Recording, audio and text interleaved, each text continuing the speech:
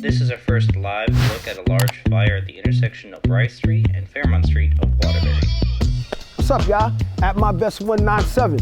I want to thank you guys for actually coming and hanging out with me so I can walk you guys through this 3-family property that I've owned. And of course, you can see it actually burned down a couple of months ago. So what I want to do with you guys is to break down to you guys all the numbers of what it cost me to buy the property, how much I was cash flowing, and other things like that, man. So let's go into the property and let me walk you guys through it so you guys can see the good, the bad, and the ugly of being a landlord, all right? Let's go. Rise and fall. Went up the mountain, it wasn't hard to climb at all. At the top, I found some relief. I finally got some peace. Carry on, but please don't mess up the mood.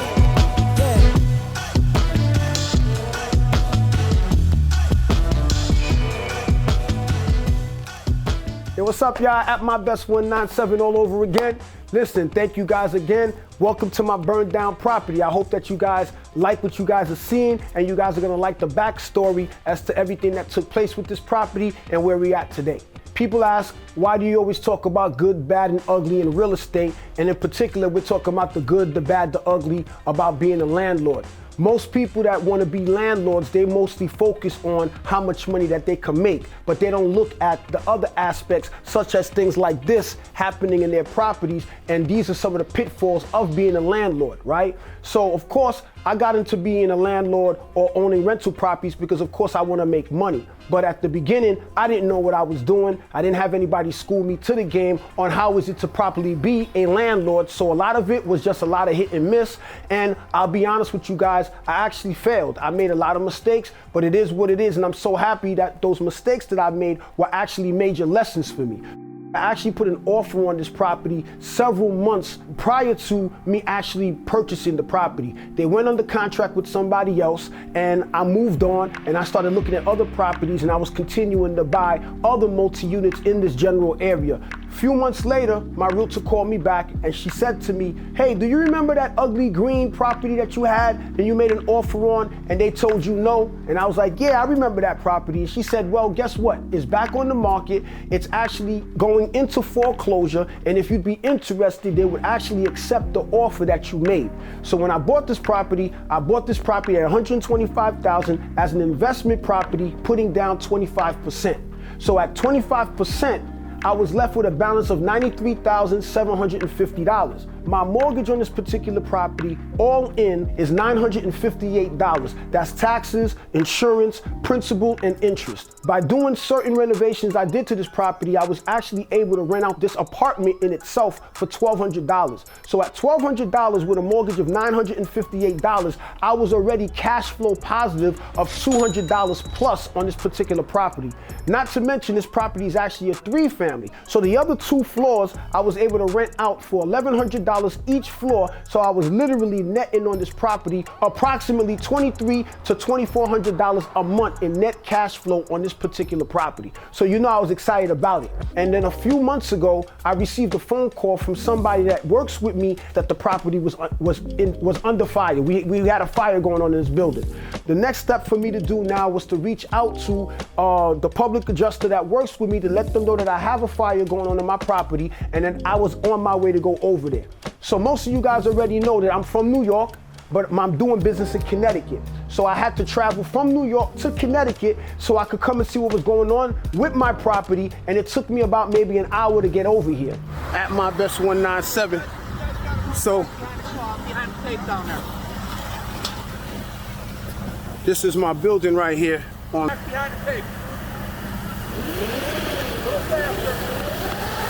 That's my building on fire. The building, one of the tenants was lighting candles and doing a seance or something like that and burned my whole damn building. Look at that. You guys know me. I give you guys the good, the bad, the ugly. This is the ugly of real estate. But it is what it is. Nobody got hurt. I got the team to fix it, and we'll get it done. And we was able to find out and determine that the 3rd floor tenant was actually burning candles and went to work and forgot to blow out the candles and burn down my property. So unfortunately, when I got to the property, I noticed a couple of the tenants that were living in my home, and I noticed that all they had was literally the shirt on their back. Some of them had garbage bags with whatever items they were able to salvage, and essentially they were homeless. A couple of my apartments were being renovated and were vacant. So what I was able to do for some of the tenants, because they didn't have no place to go, despite the fact that I actually required it, but some of them let their renter's insurance lapse. So they literally had no place to go. So what I was able to do for a couple of my tenants, because I had vacant apartments in the area, I was actually able to transition these tenants from this particular apartment into another vacant apartment of mine that was fully renovated, and they were able to move in and have a place for them to stay. They were in need of clothes, of course, food, things of that nature, and I worked with the local community for people to help donate for clothing items and toiletries and stuff like that. So when they actually did move into my apartments, they had some clothes, some toiletries, but at least they had a nice, safe place and a warm place for them to live in. I'm thankful that I was actually able to help my tenants, the ones that I could out, with giving them a place, another place for them to live. Getting a call that one of your properties is burning down is devastating, right? But this is something I want to break down to you guys, how important having a strong team is. One of the first people I actually called when I got notified of my property burning down is my partner Angel of Gillian Construction. So when I called up Angel and I said, Angel, listen, bro, the 3-family that I have is burning down. Angel said to me, don't worry, bro, don't worry, I got you, I'm coming. That was one of the most comfortable feeling that to have somebody tell you don't worry about it, knowing that they got your back and they're gonna come and save the day. So I called up Angel, he pulled up, I see my man rolling up to me. He doesn't even look at the property burning down. He looked at me, came to me, gave me a hug and said, don't worry, we're gonna rebuild it and make it beautiful. So what I wanna do is let my partner Angel actually come and talk to you guys about what happened, the incident, and everything that was involved with the process of actually getting this property rebuilt. So let me introduce you guys to my team. All right, so Angel, Fabian, come on over here so we can introduce you guys. So this guy right here is my buddy Fabian. Fabian was actually one of the attendees of my real estate ride-along that we met sometime in 2018. And my ride-along is where I teach people and educate people about the real estate game. And now this guy that was my student is now actually one of my partners. So introduce yourself to the people, man. Give him a little backstory of yourself. No doubt. Well, my name is Fabian, and I had, like he had mentioned, I had the privilege of meeting Welby at first back in 2018. I actually found him through Instagram while I was working a 60+ hour job at a company that I worked for the past 14 years. Scrolling through, seeing his integrity and doing all that real estate that he was doing, killing it in Connecticut, I said, man, I got to sign up to his real estate ride-along class. So when I came prepared, and from that moment on, man, he showed me the ropes on how to get into real estate. I took it seriously, and I just had the privilege of just from there providing value for Welby, and from there we grew a closer bond. And from me being out here trying to do what I needed to do, I met Angel, who was a hard-working man out here with his construction company doing real estate as well. So once we all clicked together, you know, we've been doing it ever since. Also, this guy over here, Angel, is my partner. Fabian actually introduced me to Angel, and now we all three are partners together, killing the real estate game. So that's why you gotta treat people right and be fair with people and be a man of your word. So I appreciate these guys. Cuando esta casa se incendió en fuego, yo estaba en mi oficina, Welby estaba en Nueva York, me llamó y me dijo, como él le dijo a ustedes, Ángel, tengo un problema, mi casa está prendida en fuego. Y yo, no hay problema. Llega ahí, cuando tú estés ahí, tú me llamas. Welby estaba como desesperado, como que, wow, mi casa. Yo dije, Welby, tranquilo, que esa casa la vamos a hacer nueva. Cuando apagamos el fuego, los bomberos apagaron el fuego, yo pude detectar al otro día que la casa en sí se podía arreglar todavía. Yo saqué el permiso, le dije a Welby, tranquilo, que nosotros la vamos a dejar nueva. Y ahora esta casa yo la diseñé para 4 familias, y de los 3 apartamentos va a tener 4 dormitorios cada uno. Aquí estamos ahora en esta casa que la estamos haciendo casi nueva, con, como le dije, 4 familias ahora, y 3 de las familias tienen 4 habitaciones. So the 3rd floor is already almost all cut down.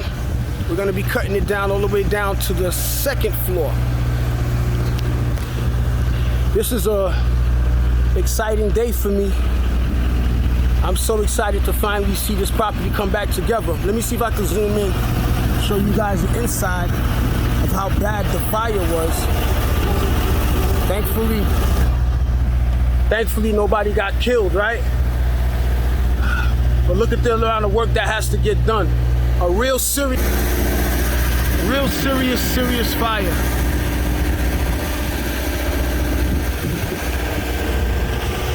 But trust me, this property's gonna be better than it ever was. So I bet you guys are trying to wonder the numbers and ultimately what is it that the goals are or my end goals are gonna be with this particular property.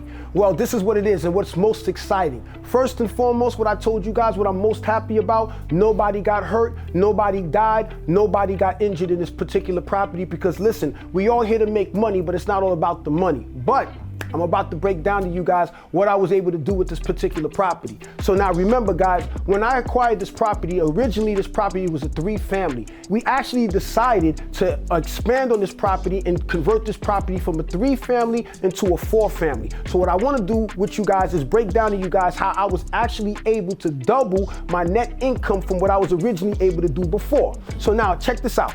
When I bought this property, like I said, each floor was 2 bedrooms each. I was able to rent out 2 floors at $1,100 a month. $1,100 a month was $2,200. Plus, on the first floor, I was able to rent it out for $1,200. So I was generating out of this particular property $3,400 in gross income per month.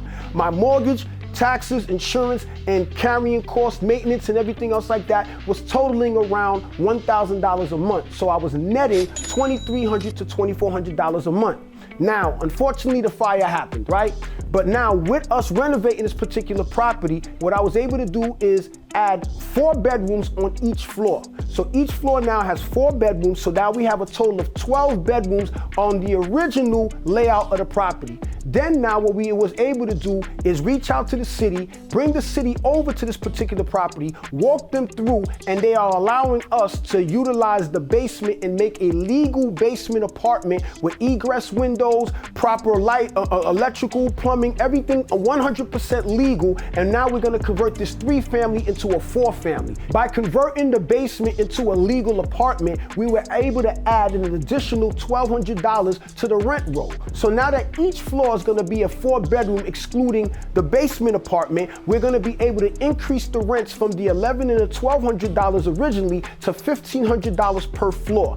The basement apartment is going to be able to generate $1,200 in rent income per month. So now if you total it out, that's $4,500 just on the first initial 3 floors. You add the additional basement apartment for the $1,200, I'm going to be able to generate out of this apartment $5,600 a month. But don't forget, y'all, the mortgage, taxes, insurance is still $1,000 a month, a net income of over $4,400 a month with the same particular property. So with all of the pitfalls that happen, which is one of the uglies of real estate, right? Take the bad and the ugly of real estate and turn it into something wonderful and good. Not to mention, I'm going to be able to bring back the same families, some of the same families that actually lost their home, and I'm going to actually be able to give them a beautiful, fully renovated apartment from what they originally had with an added 2 more bedrooms. So the family is extremely excited. I'm extremely excited. The community is extremely excited because